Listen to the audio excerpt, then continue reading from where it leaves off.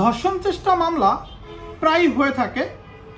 আমাদের নারী ও শিশু নির্যাতন দমন আইন একটা আইন রয়েছে। এই আইনের ৯(৪) খ ধারায় মামলাটা হয়, ধর্ষণ চেষ্টা। এবং সেখানে একজন নারী অভিযোগ করে যে আমাকে ধর্ষণ করার চেষ্টা করা হয়, ধর্ষণ করার জন্য আমার সাথে এটা করা হয়, সব কিছু উল্লেখ করে সে একটা অভিযোগ করে। এটা সত্য কি মিথ্যা সেটা পরের বিষয়, বা সে অভিযোগ করলো, মামলা করলো যে আমাকে ধর্ষণ করার চেষ্টা করা হয়। জাস্ট এতটুকুর কারণে আপনি আসলেই তার সাথে এরকম করার চেষ্টা করেছেন কি করেছেন না সেটা মুখ্য বিষয় নয়, সেটা প্রমাণ হবে পরে।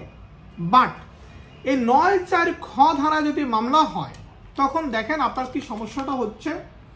এখানে বলছে যে আপনার দেখেন এখানে স্পষ্ট করে বলছে, যদি কোনো ব্যক্তি কোনো নারী বা শিশুকে ধর্ষণের চেষ্টা করেন, শুধুমাত্র ধর্ষণের চেষ্টাটা করেন, ধর্ষণ করে নেই, ধর্ষণের চেষ্টাটা করেন, তাহলে তার সর্বোচ্চ 10 বছর পর্যন্ত জেল এবং কমপক্ষে 5 বছর পর্যন্ত সশ্রম কারাদণ্ড হতে পারে। তার মানে হচ্ছে কমপক্ষে 5 বছর জেল, সর্বোচ্চ 10 বছর জেল।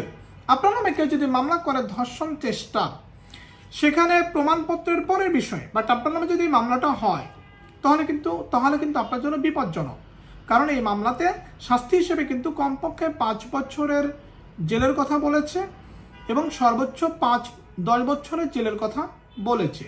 তো এই যে ধর্ষণ চেষ্টা মামলা এই নারী শিশু নির্যাতন দমন আইনের মূলত ৯(৪) খ ধারাতে এই মামলাটা হয়ে থাকে।